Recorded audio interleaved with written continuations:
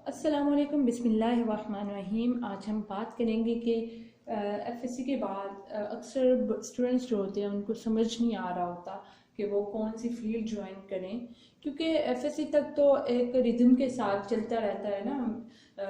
एक ग्रेड से दूसरे ग्रेड में स्टूडेंट्स जाते हैं, दूसरे से तीसरे ग्रेड में जाते हैं, तो उनको जो है ना चूज नहीं करना पड़ता कुछ भी। लेकिन जब एफएससी के बाद इतनी सारी फील्ड्स हैं उनके सामने और उन्होंने चूज़ करना है कि उनको कौन सी फील्ड जो है वो ज्वाइन करनी चाहिए और वही उनका करियर होगी, तो इसमें उनको बहुत से प्रॉब्लम्स फेस करना पड़ते हैं। तो आज इसी सिलसिले में हम बात करेंगे। और जब एफएससी की जाती है, ज़्यादातर जब प्री मेडिकल एफएससी है, एफएससी प्री मेडिकल है,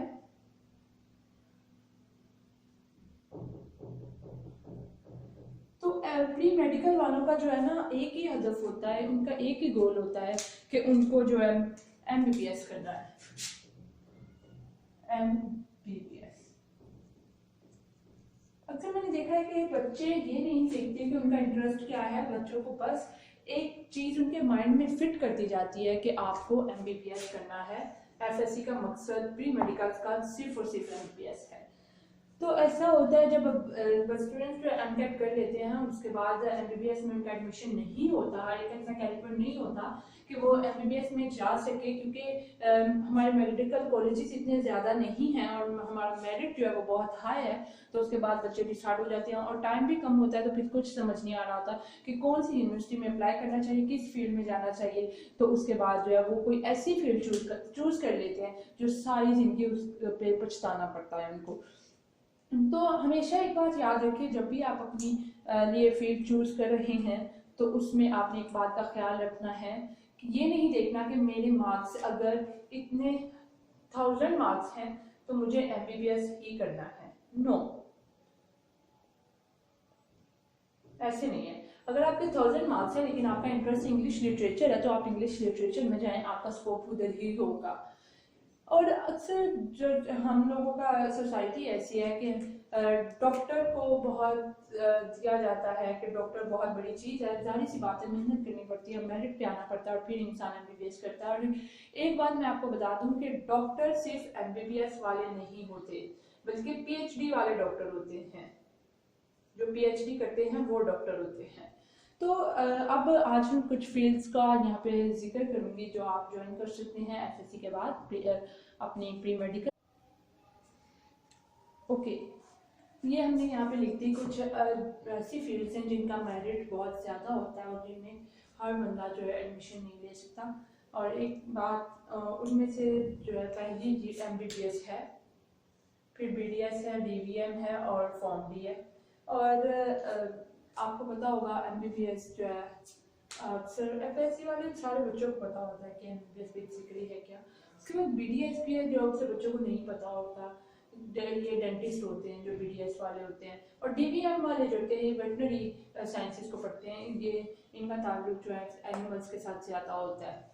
बेसिकली ये एनिमल्स के साथ ही डील करते हैं। और एक फॉर्म डी है, फॉर्म डी जो है मेडिसिन बनने का सारा जितना भी होता है सारा प्रोसेस इनको सिखाया जाता है। इनको पता होता है कि दवाइयाँ किस तरह से बनती हैं, और ये फॉर्म डी वाले होते हैं। ये सारे इन सब फील्ड का मेरिट बहुत ज़्यादा होता है। जो बच्चों का इसमें एडमिशन नहीं हो पाता किसी का, तो फिर उसके बाद अदर फील्ड्स आ जाती हैं।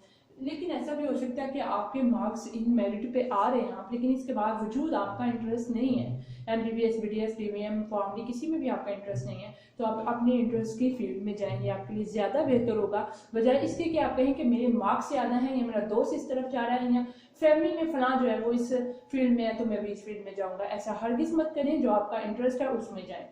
और एक और फील्ड जो है चंद साल पहले ही पाकिस्तान में इस पर बहुत ज़्यादा वर्क हुआ है, पहले नहीं था, वो है डाइट एंड न्यूट्रिशन की फील्ड है। बेसिकली ये 4 ईयर प्रोग्राम ही है और जो है बीएससी होता है इसमें भी। लेकिन इसमें इसका मेरिट पहले बहुत लो था, लेकिन अब इसका मेरिट भी बहुत हाई हो चुका है और इसमें पाकिस्तान में इस पे काम भी हो रहा है। और एक फील्ड जो है वो डीपीटी है। डीपीटी भी अच्छी फील्ड है अगर आप करना चाहते हैं। ये फिजियोथेरेपिस्ट होते हैं, लेकिन आप देख लें कि इतनी ज़्यादा इसकी सीट्स नहीं होती। अगर आप जॉब करना चाहते हैं तो फिर आपको देख के करना चाहिए। उसके बाद अगर फर्ज करें आपका इनमें से किसी में भी मेरिट नहीं बनता, तो उसके बाद जो फील्ड्स आ जाती है वो 4 इयर्स डिग्री प्रोग्राम्स हैं, जो कि अब 4 ईयर डिग्री प्रोग्राम जो है ये आप किसी भी सब्जेक्ट में कर सकते हैं, एनी सब्जेक्ट।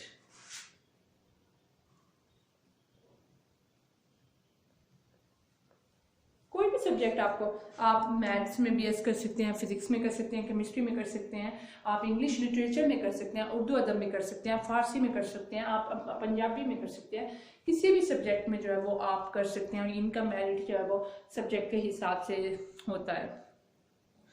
उसके बाद कुछ फील्ड्स आ जाती हैं। बायोटेक्नोलॉजी, बायोटेक्नोलॉजी अक्सर बच्चे जो वो करते हैं, इंटरेस्ट है आपका तो आप करें, लेकिन इसका स्कोप पाकिस्तान में इतना ज़्यादा नहीं है, इस पर इतना ज़्यादा काम नहीं किया जा रहा।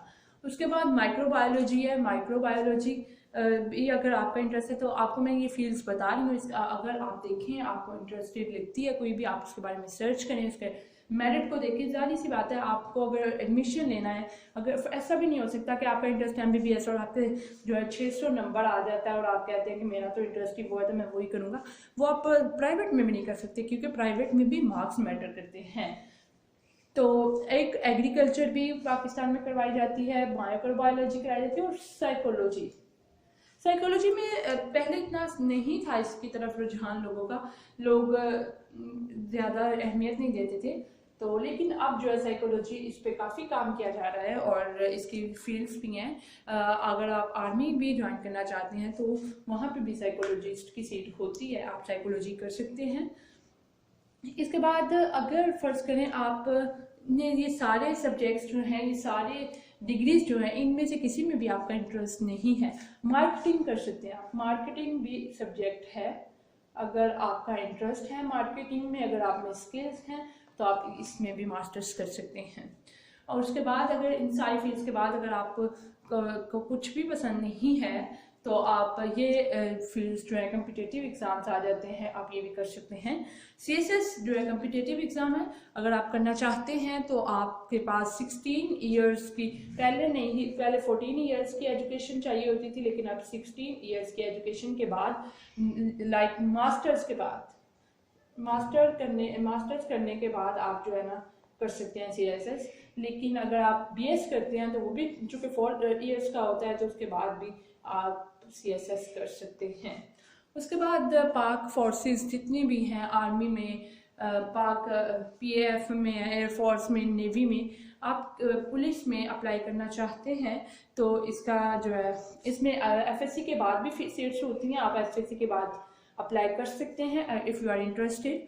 और अगर आपने मास्टर कर लिया है, BS कर लिया है, उसके बाद आप अप्लाई करना चाहते हैं तो आपके अगर रेलिवेंट फील्ड है जिसकी सीट्स उसमें आती हैं तो आप उसमें आप डॉक्टर बनना चाहते थे, आप चाहते हैं कि आपके नाम के साथ जो है वो डॉक्टर लगे, तो इसके लिए आप जो है 16 ईयर्स की एजुकेशन के बाद जो है PhD कर सकते हैं। और जब आप PhD करेंगे तो आप डॉक्टर कहलाएंगे। बेसिकली डॉक्टर PhD वाला ही होता है, ये डॉक्टर होता है, ठीक है। तो आप अगर सिर्फ अपने नाम के साथ डॉक्टर लगाना चाहते हैं तो आप BS करें, उसके बाद PhD कर लें तो आप डॉक्टर बन जाएंगे। इसलिए सिर्फ किसी एक वजह की बुनियाद पर आप अपनी फील्ड का इंतखाब ना करें, आपके पूरा करियर उसी पे बेस करता है। वही करें जिसके लिए आपको पैदा किया गया है, ना कि वो करें जो लोग आपको देखना चाहते हैं। Thank you so much.